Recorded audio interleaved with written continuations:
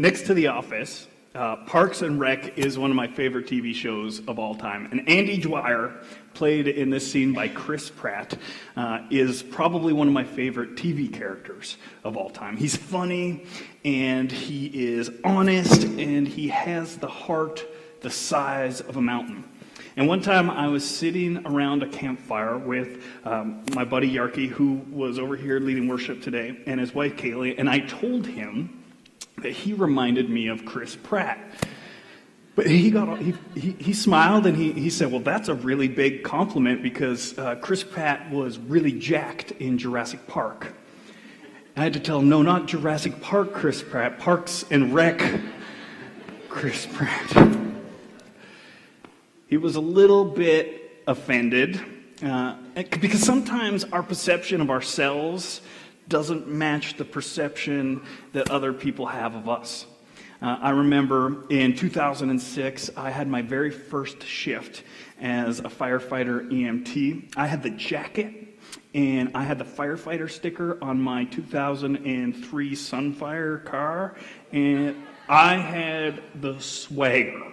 I was cool, okay? I'm telling you, I was cool. And the morning of my first shift, I was walking up to the fire hall where everyone could see me through the front window. And they saw me kind of walking on up like this cool kid, 19-year-old kid, thinking he's the best next thing. And apparently one of the nurses in the room said, now who's this little skipper? For the next 12 years, I was Little Skipper at the fire hall. It was shameful. Over the radio, they would call me Little Skipper. We would be in the back of the ambulance, and they say, well, Little Skipper is going to take care of you now, which, let me tell you, does not instill confidence in a patient. Little Skipper. Sometimes our perceptions of ourselves isn't exactly the way people perceive us. It takes work to affect what people think of you. And you can get labeled as something, and that label can be really sticky. And Jesus was a good guy, but he knew all about getting labeled. In his day, he accumulated a few nasty labels. They called him a drunk.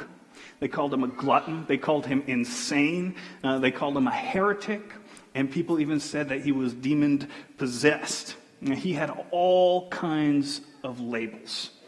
And on the night before he would be killed, he sat with his closest friends, and he knew that his time with them was coming to an end, that he was going to be arrested and beaten and killed. He knew that after his death, it would be this group of people that he was sitting with that night that would carry on his message. It would be that group of people, the disciples, who would become his church.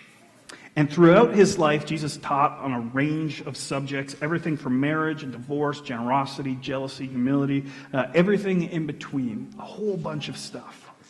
But in his last moment in the garden with his best friends, he did something to simplify all of that, to boil it all down into one simple idea, something they couldn't forget, something that they couldn't get wrong.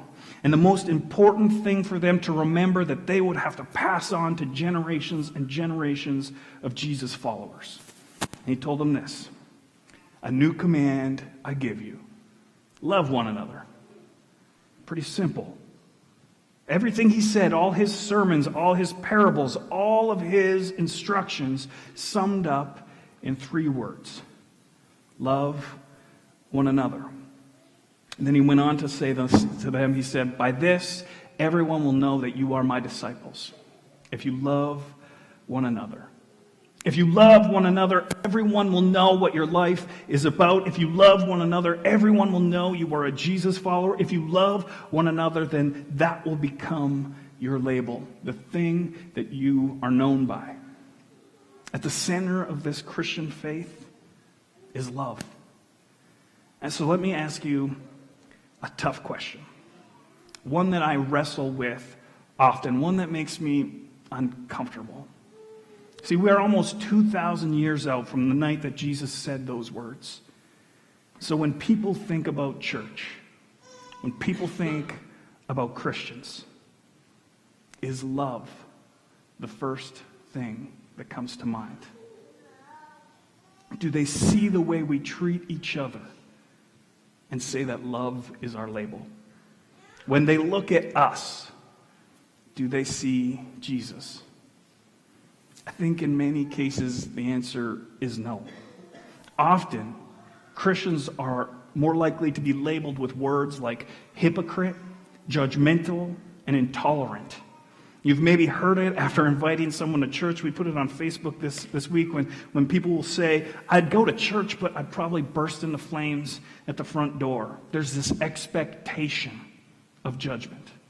And it breaks my heart that people fear exploring their faith because of what they think Christians will do to them.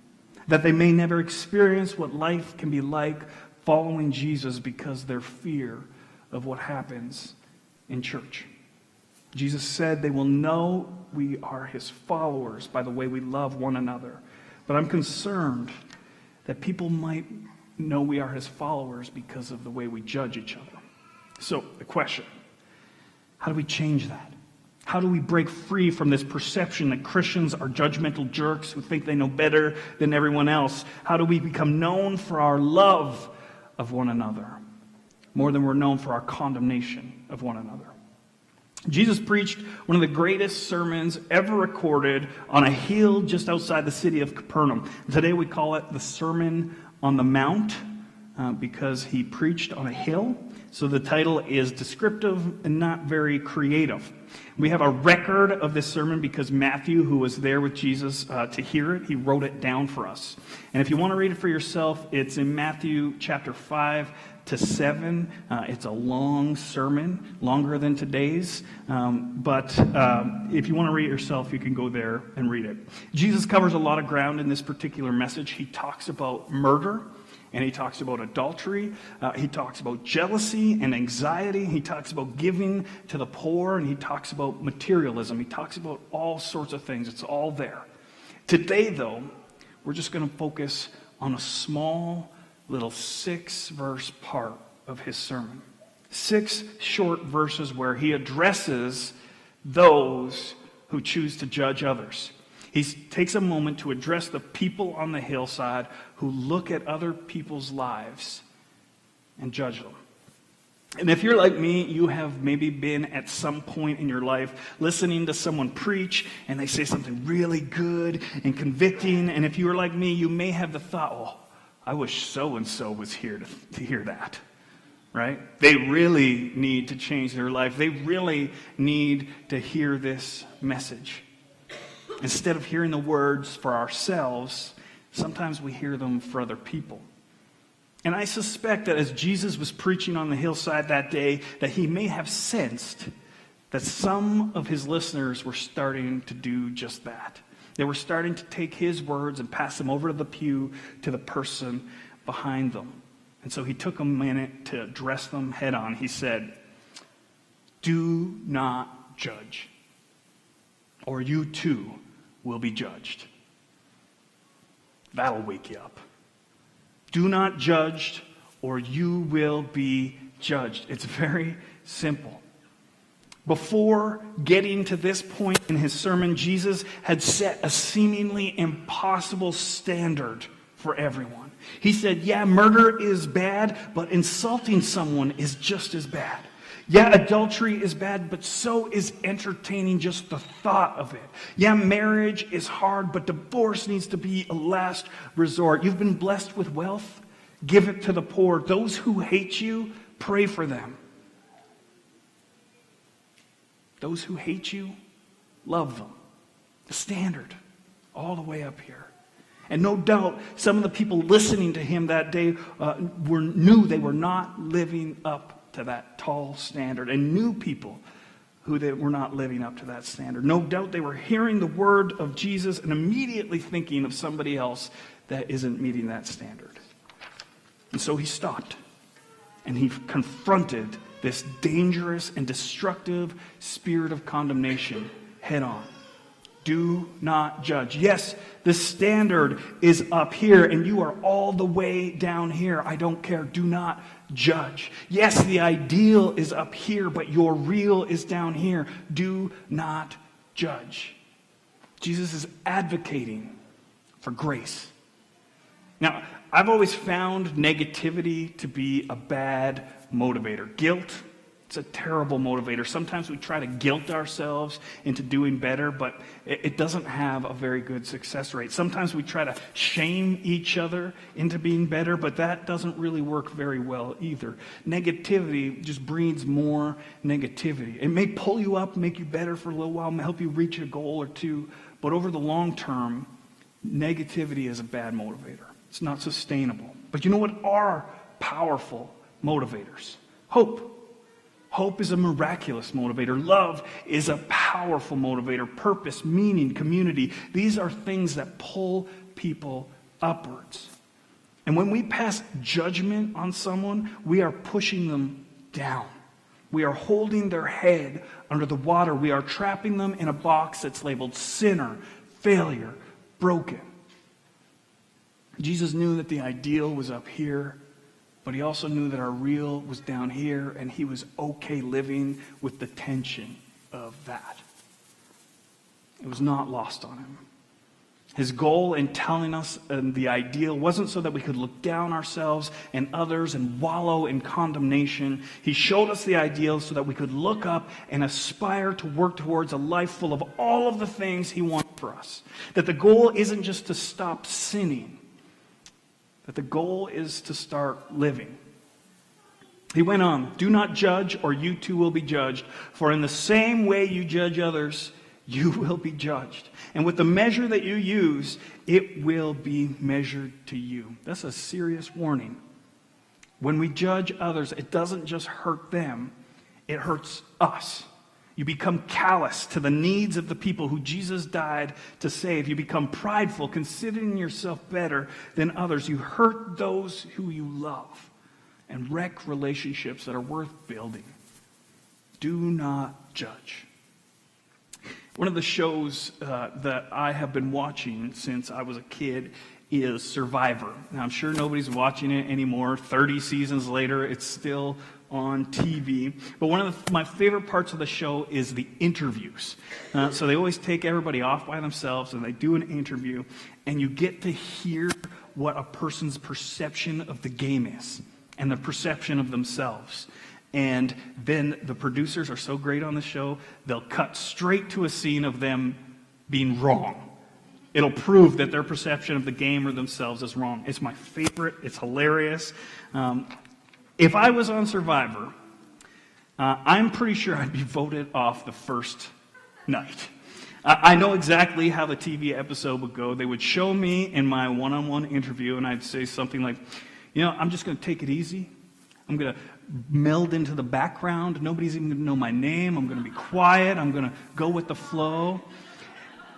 And then they'd cut to a scene of me on the beach saying, "You do this, you do that shelter doesn't work, blah, blah, blah, blah." And it'd show me being bossy, okay? I know this about myself. I'd be gone. It's something I'm working on. Right after Jesus warned the people on the hill not to judge others, he challenged them to shift their focus inward. He said this, "Why do you look at the speck of sawdust in your brother's eye and pay no attention to the plank in your own? How can you say to your brother, 'Let me take the speck out of your eye,' when all the time there is a plank in your own eye?" Jesus is getting a little bit sassy here. He's painting a ridiculous picture to illustrate just how silly it is for us to pass judgment on others. That instead of focusing on their mistakes and unhealthy behaviors that are out of our control, that we should be looking inward on the things that are within our power to change. And I think the key to having healthy relationships is a healthy you. The key to a strong marriage is a strong you. The key to a thriving family is a thriving you. The key to a growing community is a growing you. When you are healthy, your relationships are more likely to be healthy. Any energy invested in analyzing somebody else's mistakes and shortcomings is energy that could be invested in analyzing and challenging yourself. I think critical and honest self-examination is so vitally important. Self-awareness is difficult, but recognizing the plank in your own eye is the first step to removing it. Just as a small example, last month I got to kick off this Jesus Stories message series that we are in. And I decided that I was going to preach about the four people, Matthew, Mark, Luke, and John, who wrote down the stories of Jesus, the Gospels, the life account of Jesus. And about halfway through that message I was preaching, and suddenly I had a thought in my head. I was standing right here, and I had this thought that, wow, this is really boring. I mean, it was factual, but it wasn't very engaging.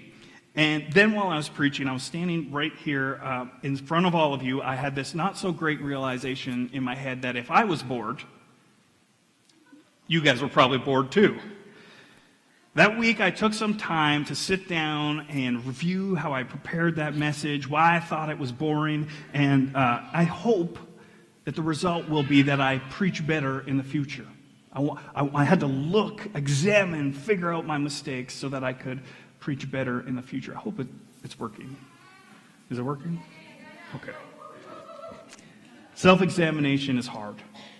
It's uncomfortable. It can sting a little. Acknowledging your mistakes, your weaknesses, and even your sin can be terrifying, but it is the first step in you seeing clearly. It is the first step in removing the plank from your eye, and it is the first step towards living a more full life. So this week, this is an easy challenge that you might want to try. Something practical for you to do. Sit down in your favorite chair or on your deck or in the hammock in the backyard. Turn your phone off, kind of clear your mind, and ask God to reveal to you something that's holding you back. Maybe it's a behavior. Maybe it's a thought pattern. Maybe it's a weakness. Ask Him to show you the plank in your eye. And then ask Him to help you to remove it. Ask Him to help you to replace that weakness with a strength. You might want to give that a try.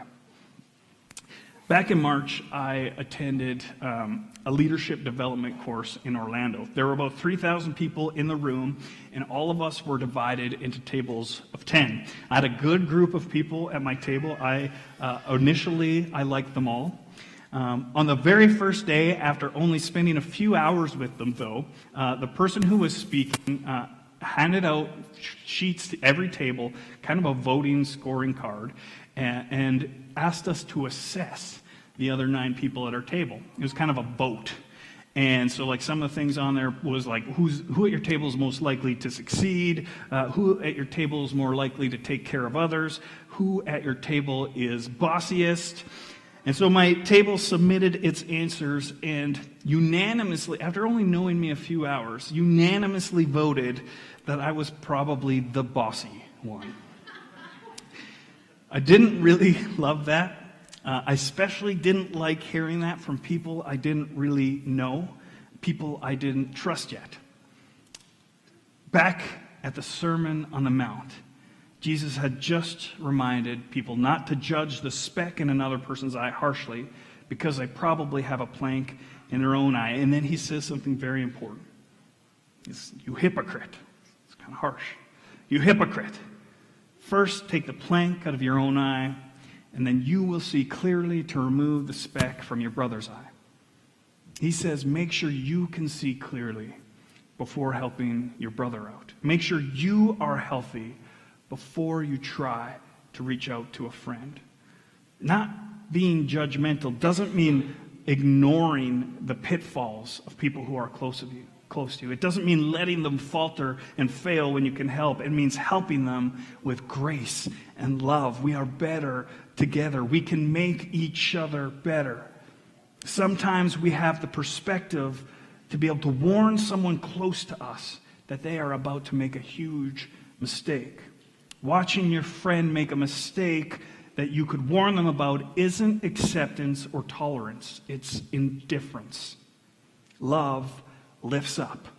Love carries each other. Love graciously and lovingly warns and infinitely forgives. There are a few people in my life that I trust to do this for me. People who have managed the planks in their own eyes and who I have faith and trust in to speak honestly and critically with me. People who make me better.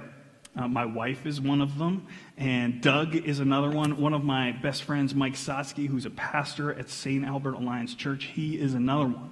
I trust these people, and so when their words are critical and challenging, I know it is done with my best interest at heart. It is because they want the best for me. And these people never use guilt or shame or condemnation with me. Instead, they approach me with grace and kindness and help to lift my eyes upwards towards the good that God has set out for me. And the key here is there is relationship. They are close to me. We have earned trust together. I trust them. And that balance is very difficult to find. But for each of us, finding someone who we trust that loves us enough to speak God's truth in our lives. Test. Okay, we're back. Sorry. Is very important. Finding someone you trust to have that critical eye for you is incredibly important. And after saying these things about judgment, Jesus adds one small caveat, and it's kind of weird, but just track with it for a second. He says, do not give dogs what is sacred.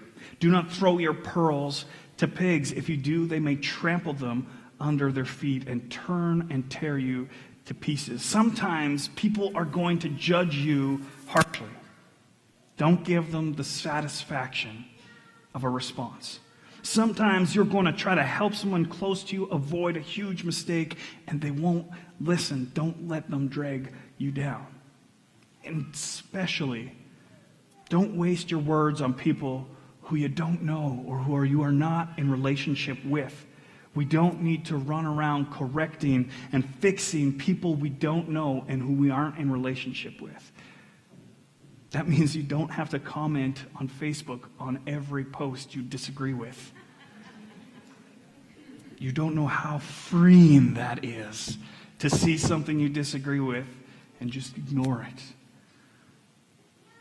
Guys, like it or not, the church has been labeled as judgmental. It's a very common assessment of the church. Many people assume Christians are hypocrites because too many of us have preached love but practiced condemnation. If we have any chance at changing that label, I think the key lies in these 6 verses we've looked at. Do not judge. Instead, lift up, restore, give life, and carry each other. And this morning, if you are here today and you have been part of that group of people who have been targeted by judgment, by a church, or by a Christian, I want you to know that I am truly sorry. I am sorry that you have been forced to feel guilt and shame. And I'm sorry that someone spoke condemnation over you instead of life. That you were put into a box and made to feel less than. It is not supposed to be that way. John was one of Jesus' closest friends. He was step in step with Jesus for his whole ministry. And he maybe knew Jesus better than anyone. He saw the way Jesus would bend down to the level of the sick and broken, treating them with dignity while others would step over them. When a woman caught in adultery was dragged before Jesus by an angry mob, John was there to see the compassion in his eyes when he told her he did not condemn her. John was there to see Jesus when he was sitting in the homes of sinners and society's outcasts, the drunks and the gluttons, and he was there to see Jesus treat those people with respect like they were people. John saw that Jesus stood for the ideal but did not run from the real. John was there to see Jesus practice what he preached. And so years later, when John would sit down to write down an account of the life of Jesus, everything he had witnessed, He summarized it all in some of the most famous written words in all of history. For God so loved the world that he gave his only Son, that whoever believes in him shall not perish, but have eternal life. And that's so good that most people stop there, but it's the next verse, the next statement John makes that I really love. He goes on to say, for God did not send his Son into the world to condemn the world, but to save the world through him. Not to condemn, but to save. Not death, but life. Not fear, but hope. If people knew that Jesus came not to condemn, that we do not come to condemn and to judge, if people just knew that, they wouldn't joke about bursting into flames at the front door. If people knew that, they wouldn't avoid exploring their faith out of fear of condemnation. If people knew that, we wouldn't be known for our judgment. We'd be known for our love. Let's take a moment to pray. Jesus, I thank you this morning that we can come to this place so we can spend time focusing on you and worshiping you and lifting you up through song. And I thank you that we can look at your words, the words of Jesus, and that you tell us not to condemn, that you tell us not to judge. Father God, teach us what that means. Help us to replace condemnation in our lives with love. Help us to become known as a group of people who take care of each other, who love each other, who are soaked in grace and patience and acceptance and tolerance. Jesus, help the perception of this place in us become that of a people who love each other.